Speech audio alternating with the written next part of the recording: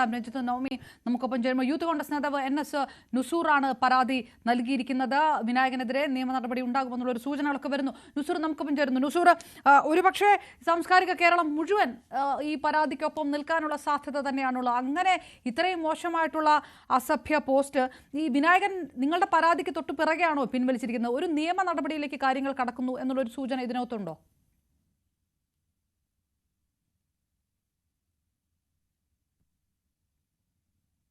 നുസൂർ, കേൾക്കാമോ?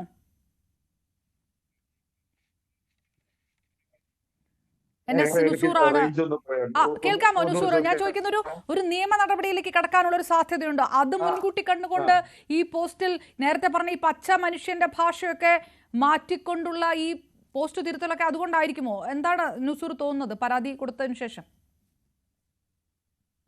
വിനായകനെന്ന് മാത്രമല്ല, ആർക്കെതിരെയും ഏത് തരത്തിലും ആരോപണങ്ങൾ ഉന്നയിക്കാം, കാര്യങ്ങൾ പറയാം. പക്ഷെ അതിനൊക്കെ സഭ്യമായ ഭാഷകൾ ഉപയോഗിക്കണം എന്നുള്ളത് ഇതിനകത്ത് വിനായകൻ ചെയ്തത് വളരെ അശ്ലീല പദങ്ങൾ ഉപയോഗിച്ചുകൊണ്ട്, കേട്ടാൽ അറപ്പുളവാക്കുന്ന തരത്തിലുള്ള പദങ്ങൾ ഉപയോഗിച്ചുകൊണ്ട് ബഹുമാനായ അടൂർ ഗോപാലകൃഷ്ണനെ അതുപോലെ തന്നെ KJ യേശുദാസിനെയൊക്കെ അപമാനിക്കുന്നു. അത് നമ്മുടെ കേരളം സാംസ്കാരിക തലത്തിൽ വളരെ നിൽക്കുന്ന കേരളത്തിന് തന്നെ അത് അപമാനത്തിലേക്കുള്ള പരാമർശങ്ങളായി പോയി. സ്വാഭാവികമായും വിനായകനിൽ നിന്ന് മറ്റൊന്നും പ്രതീക്ഷിക്കണ്ട എന്ന് പലരും പറയുമ്പോഴും ഞാൻ പറയുന്നത് വിനായകനെ പോലെ ഒരാൾ ഇത് ചെയ്യാൻ പാടില്ല എന്നുള്ളത് മാത്രമല്ല, അദ്ദേഹത്തിന്റെ മുൻകാല ചരിത്രം എടുത്ത് നോക്കുമ്പോൾ ഒട്ടനവധി കേസുകളിൽ ഒരു സാമൂഹ്യ വിപത്തായി തന്നെ മാറുന്ന തരത്തിലേക്കുള്ള ഒട്ടനവധി വിഷയങ്ങളിൽ അദ്ദേഹം കേസുകളിൽ വിധേയനായിട്ടുണ്ട്. അതുമല്ല, ലഹരിക്ക് അടിമത്തുകൊണ്ട് ചെയ്യുന്ന കാര്യങ്ങൾ പുറത്തു വന്നിട്ടുണ്ട്.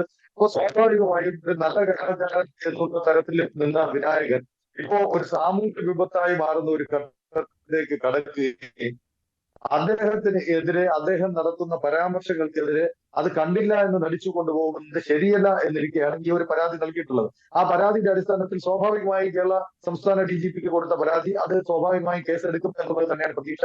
അത് അദ്ദേഹത്തിന് ഒരു പാഠമാകണം എന്നുള്ളതാണ് ഇതിൽ നിന്ന് ഉള്ള ഒരു കാര്യം.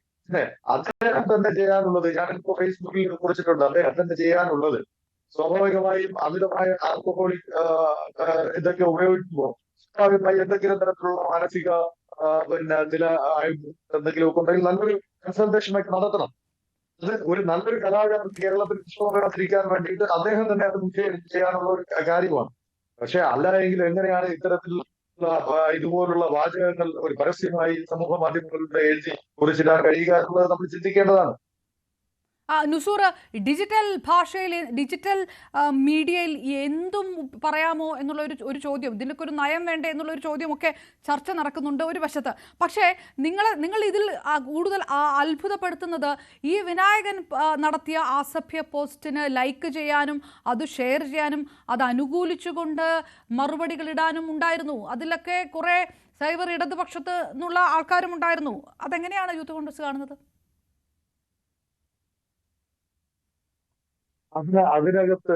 അതിനകത്തുള്ള ഒരു പ്രധാനപ്പെട്ട പ്രശ്നം കേൾക്കാമോ? കേൾക്കാം, പറഞ്ഞോളൂ നുസൂർ, കേൾക്കാം. ഹലോ.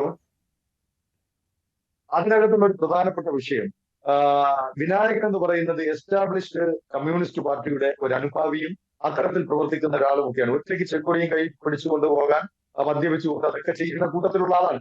സ്വാഭാവികമായും ഉമ്മൻചാണ്ടി സാർ, ബഹുമാനായ കേരളം മുഴുവൻ ആരാധിക്കുന്ന ലോക മലയാളികളുടെ നെഞ്ചേറ്റിയ ഉമ്മൻചാണ്ടി സാർ മരണ ദിവസം തന്നെ അദ്ദേഹം നടത്തിയ വാചകങ്ങൾ, ആ വാചകങ്ങൾ ഒരു മലയാളിക്ക് ഓർക്കാൻ കഴിയുന്നുള്ള വാചകങ്ങളാണ്. ഏതെങ്കിലും ഒരു കമ്മ്യൂണിസ്റ്റ് പാർട്ടിയുടെ നേതാവ് അന്തരിക്കുമ്പോൾ ഒരു കോൺഗ്രസ് അനുഭാവിയുടെ വായിൽ നിന്ന് അത്തരത്തിലുള്ള വാചകങ്ങൾ ഉണ്ടാകും. പക്ഷെ വിനായകൻ നടത്തിയ അന്നത്തുള്ള ആ വാചകങ്ങൾ അതൊരു കോൺഗ്രസ് പ്രവർത്തകരും മറന്നിട്ടില്ല. കോൺഗ്രസ് എന്നല്ല, ഒരു കേരളത്തിലുള്ള ഒരു മലയാളികളിൽ, ലോകത്തുള്ള ഒരു മലയാളികൾ മറക്കാത്ത കാര്യമാണ്.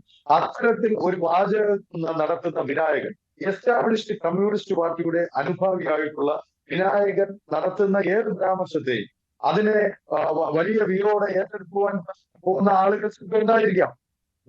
സ്വാഭാവികമായി ഞാൻ കാര്യം ചിന്തിക്കട്ടെ, വിനായകൻ എന്ന് പറഞ്ഞാൽ വിനായകൻ ഇന്ന് മുതൽ ഈ ലഹരി ഉപയോഗമില്ല എന്ന് പറഞ്ഞു കഴിഞ്ഞാൽ അതിനെ അനുകൂലിക്കാൻ ഒരുപാട് പേര് കാണും. പക്ഷെ അതിനെ എതിർക്കാനും ആളുകളാണ്. സ്വാഭാവികമായി അതിനെന്താണ് പറയാനുള്ള, പറയുന്നതിനെ അംഗീകരിക്കാനുള്ള ആളുകളും സ്വാഭാവികമായിട്ടുണ്ടായിരിക്കും. അവർ ലൈംഗിക ബന്ധം ചെയ്യും. ആ നുസൂറ, ലൈംഗിക ഇതിനകത്തൊരു ബന്ധം വിഷയം, കൊണ്ടൊന്നും ഇത് പിന്നെ കേരളത്തിൽ നഗ്നതാ പ്രശ്നം പ്രദർശനം ഉണ്ടാക്കാൻ കഴിയും. നടത്തുക, ദളിത് ആക്ടിവിസ്റ്റുകളോട് പോലും ലൈംഗിക ഓക്കെ, ഞാൻ തിരികെ വളരെ പ്രധാനപ്പെട്ട ദിനു വെയിൽ കൂടി നമുക്കൊപ്പം ചേരുന്നു. ദിനു, നേരത്തെ വലിയൊരു പരാതി നിങ്ങൾ തന്നെ വിനായകനെതിരെ കൊടുത്തതാണ്. ചില വിഷയങ്ങളിലൊക്കെ വിഷയാധിഷ്ഠിതമായിട്ടുള്ള പിന്തുണയൊക്കെ അതിനുശേഷം ദിനു കൊടുക്കുകയും ഉണ്ടായിട്ടുണ്ട്. പക്ഷേ ഇന്നലെ നടത്തിയ അസഭ്യ പോസ്റ്റ്, അത് പുഷ്പാവതി പൊയ്പ്പാടത്ത് ഉന്നയിച്ച ചോദ്യത്തെ പോലും റദ്ദാക്കുന്ന ഒരു മൂവ്മെന്റിനെ തന്നെ റദ്ദാക്കുന്ന ഉള്ളതായിരുന്നു. വിനായകൻ ഇപ്പോൾ പോസ്റ്റ് എഡിറ്റ് ചെയ്തിരിക്കുന്നു, അത് മാറ്റുകയും ചെയ്തിരിക്കുന്നു. ഏത് തരത്തിലാണ് നിങ്ങൾ കാണുന്നത്? ഇതിലൊരു നിയമ നടപടി വിനായകനെതിരെ നിർബന്ധമായിട്ടും ഈ വിഷയത്തിൽ എടുക്കേണ്ടതല്ലേ? നമ്മൾ ഏതൊരു വിഷയത്തിനകത്തും പ്രതികരിക്കുന്ന സമയത്ത് നമ്മുടെ ഭരണഘടനാ ധാർമ്മികതയും പരസ്പര ജനാധിപത്യ ബോധവും പുലർത്തുക എന്നുള്ളത് ഏതൊരു വ്യക്തിയും ചെയ്യേണ്ട ഒരു കാര്യമാണ്. വിനായകനെ സംബന്ധിച്ച് ഇത് ആദ്യത്തെ പ്രാവശ്യമല്ല. നിരന്തരം ഇത്തരം കാര്യങ്ങൾക്കകത്ത് പ്രതികരണങ്ങൾ, അസഭ്യവാക്യങ്ങൾ ചൊരിയുക, മാത്രമല്ല വ്യക്തിപരമായി വിനായകനിൽ നിന്ന് വളരെ മോശമായിട്ടുള്ള രീതിയിൽ അസഭ്യം കേൾക്കേണ്ടി വന്നിട്ടുള്ള ഒരു വ്യക്തി കൂടിയാണ് ഞാൻ.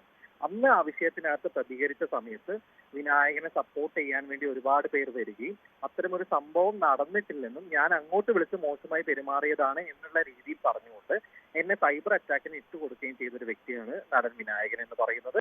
അന്ന് മറ്റൊരു ആക്ടിവിസ്റ്റിന്റെ അടുത്ത് വളരെ മോശമായി സ്ത്രീവിരുദ്ധമായുള്ള രീതിയിൽ ലൈംഗിക ചുവയോടുകൂടി തന്നെ സംസാരിക്കുകയും ചെയ്തിട്ടുണ്ടായിരുന്നു. അന്ന് സമൂഹ മാധ്യമങ്ങളിനകത്ത് ഇതിനെ തുടർന്ന് മോബ് ലിഞ്ചിങ്ങിനാണ് ഞങ്ങൾ അന്ന് വിധേയരാക്കപ്പെട്ടിട്ടുണ്ടായിരുന്നത്. അന്നൊരു പക്ഷേ വിനായകന് അമിതമായ സപ്പോർട്ട് കൊടുക്കാതെ അത് കൃത്യമായി തിരുത്തുവാനുള്ള നടപടികൾ പൊതുസമൂഹം കൂടെ സ്വീകരിച്ചിട്ടുണ്ടായിരുന്നെങ്കിൽ മാറ്റം വന്നേനെ. ആ കേസ് ഇപ്പോഴും പെൻഡിംഗ് ആണ്, കോടതിയുടെ പരിഗണനയിലാണ് നിൽക്കുന്നത്. ഇത്തരം ആളുകൾ കൃത്യമായി ഓഡിറ്റ് ചെയ്യപ്പെടണം. വിനായകൻ പറഞ്ഞ അസഭ്യവർഷങ്ങൾക്കെതിരെ കൃത്യമായ നിയമ നടപടികൾ ഉണ്ടാകണമെന്ന് തന്നെയാണ് പൊതുശേഷം. ദിനു, ഇതിനകത്തൊരു വശം, ദിനു ഈ വിഷയത്തിന് മുൻപും ഈ കാര്യത്തിനകത്ത് പ്രതികരിച്ചിട്ടുണ്ട്. പക്ഷേ ഈ അസഭ്യ പോസ്റ്റ് സമൂഹ മാധ്യമങ്ങൾ വരുമ്പോൾ അതിനകത്ത് കൈയടിക്കുന്നവർ, അഭിനന്ദിക്കുന്നവർ, ലൈക്ക് ചെയ്യുന്നവരൊക്കെ ആരാണ് എന്നുള്ള വിഷയമാണ്. എന്തുകൊണ്ടാണ് സൈബർ ഇടതുപക്ഷത്തെ ഒരു വലിയ വിഭാഗത്തിന് ഒരു പുരോഗമനവാദമാണ് ഈ വൃത്തികെട്ട ഭാഷയിലൂടെ വിനായകൻ പറയുന്നത് എന്ന് തോന്നുന്നത് എന്തുകൊണ്ടായിരിക്കും?